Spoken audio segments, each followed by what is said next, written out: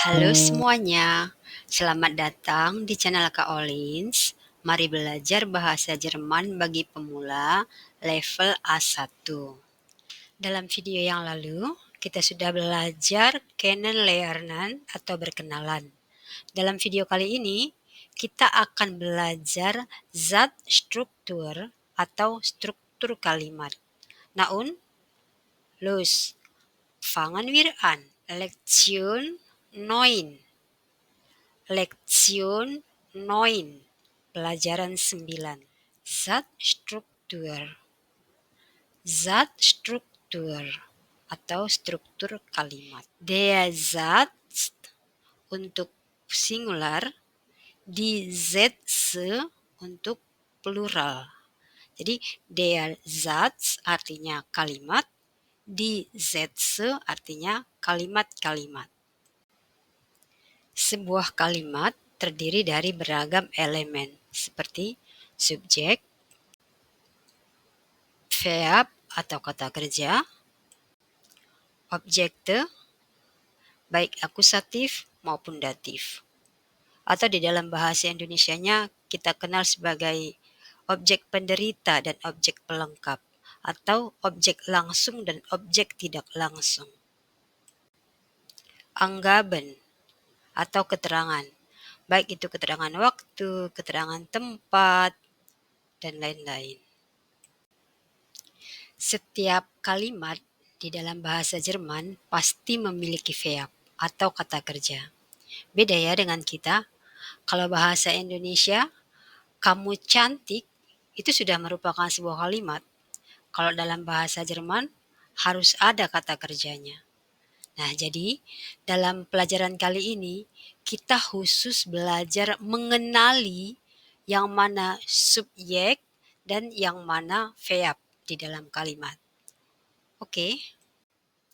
Yang pertama, pada Aussagesatz atau kalimat berita. Kita ambil contohnya, Ich heiße Rina Müller. Atau saya bernama Rina Müller. Jadi, di sini yang menjadi subjeknya adalah ich dan yang menjadi verbnya adalah heiße. Nah, jadi ich dan heiße. Ich subjek, heiße verb atau kata kerja. Contoh kalimat berikutnya, er heißt Frank Müller. Dia bernama Frank Müller. Nah, jadi di sini yang menjadi subjeknya yang mana? Ya, er. Er di sini sebagai subjek dan sebagai predikatnya atau sebagai verbnya yang mana? Genau. Heißt adalah verb. Jadi tadi ich heiße, sekarang er heißt. Di sini kita bisa melihat bahwa verbnya itu mengalami perubahan terhadap subjek. Jadi berbeda subjeknya, berbeda verbnya. Contoh yang lain, wir haben 2 Kinder. Wir haben 2 Kinder. Jadi di sini yang menjadi subjeknya yang mana? Ya, wir adalah subjek. Lalu verbnya richtig. Haben adalah verb. Jadi wir haben 2 Kinder. Kami mempunyai 2 anak. Ich heiße, er heißt, wir haben. Seperti yang saya katakan sebelumnya, bahwa kata kerja akan mengalami perubahan sesuai dengan subjeknya. Inilah yang kita kenal dengan nama verb conjugation. Selanjutnya, perlu juga kita perhatikan posisi verb di dalam kalimat berita selalu berada di posisi yang kedua. Ich heiße, heiße di posisi kedua, er heißt, heißt di posisi kedua, wir haben, haben di posisi kedua. Yang kedua, pada Fragesatz atau kalimat tanya. Fragesatz ada dua bentuk, yaitu W-Frage dan Ja-Nein-Frage. Sekarang kita lihat W-Frage dulu ya. Apa yang dimaksud dengan W-Frage? W-Frage adalah kalimat tanya yang diawali dengan W seperti where, wo, was, woher, dan lain-lain. Seperti pada kalimat tanya, woher kommst du? Woher kommst du? Di sini yang menjadi subjeknya adalah du. Dan yang menjadi verbnya adalah kommst. Contoh kalimat tanya berikutnya, wo wohnen Sie? Wo wohnen Sie? Jadi di sini yang menjadi subjek adalah Sie dan yang menjadi verb adalah wohnen. W-Frage yang berikutnya, wie alt ist er? Wie alt ist er?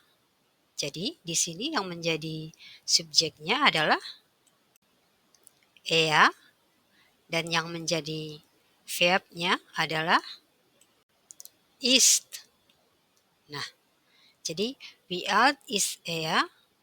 Ist adalah verb, er yang menjadi subjek. Woher kommst du? Wo wohnen Sie? Wie alt ist er? Nah, di sini kita juga melihat ya bahwa verbnya mengalami perubahan terhadap subjek. Dan di sini juga kita bisa melihat bahwa verb itu berada di posisi kedua. Woher kommst du? Wo wohnen Sie? Wie alt ist er? Nah, mungkin kita bertanya, wie alt ini kan udah di urutan ketiga is-nya ini. Nah, nein. Ini maksudnya wie alt ini satu pertanyaan ya. Jadi wie alt satu posisi, is satu posisi, er satu posisi. Jadi wie alt posisi pertama, is posisi kedua, er posisi ketiga. Jadi verb berada di posisi kedua.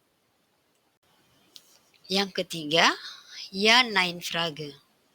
Yang dimaksud dengan Ja-Nein-Frage adalah kalimat tanya yang jawabannya berupa ya atau tidak. Contohnya, apakah Anda mempunyai anak? Jawabannya bisa ya, saya mempunyai anak. Atau jawabannya bisa juga tidak, saya tidak mempunyai anak. Contoh yang pertama, sind Sie verheiratet? Sind Sie verheiratet? Nah, di sini yang menjadi subjek adalah Sie dan yang menjadi verb adalah sind. Jadi, sind Sie verheiratet? Apakah Anda sudah menikah? Sind verb, Sie subjek. Contoh berikutnya, bist du verheiratet? Bist du verheiratet? Di sini yang menjadi subjek adalah ya, du. Dan yang menjadi verbnya genau, bist. Jadi, bist du verheiratet? Bist adalah verb, du adalah subjek. Contoh yang berikutnya, hast du Kinder? Hast du Kinder? Apakah kamu mempunyai anak-anak? Di sini yang menjadi subjeknya adalah du. Dan yang menjadi verbnya adalah hast. Hast du Kinder? Jadi hast adalah verb, du adalah subjek. Sekarang kita perhatikan lagi ya. Di sini sind Sie, bist du, hast du. Nah, di sini kita lihat juga bahwa semua verbnya dikonjugasikan berdasarkan subjeknya. Tapi ada satu yang berbeda di sini. Kalau kalimat-kalimat sebelumnya kan verb itu selalu di posisi kedua.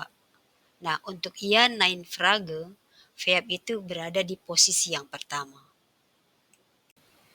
Dari ketiga bentuk kalimat yang sudah kita pelajari tadi, baik Aussagesatz, W-Fragesatz maupun ia nein Fragesatz, kita dapat mengambil beberapa kesimpulan. Yang pertama, bahwa kata kerja atau verb mengalami perubahan sesuai dengan subjeknya. Yang kedua, pada Aussagesatz dan W-Fragesatz, verb selalu berada di posisi kedua di dalam kalimat. Yang ketiga, untuk ia nein Fragesatz, verb berada di posisi pertama.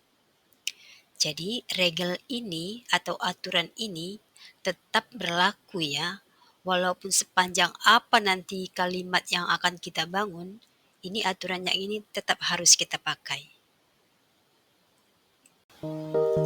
Itu dia tadi struktur kalimat sederhana yang sudah kita pelajari bersama-sama. Jadi, untuk video kali ini cukup sampai di sini dulu.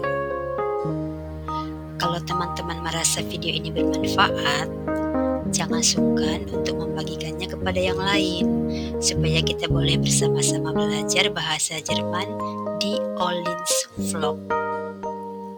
Dan jangan lupa di like videonya, di subscribe channelnya, supaya kalau ada video selanjutnya yang saya upload, ada pemberitahuan kepada teman-teman semua. Danke, auf Wiedersehen.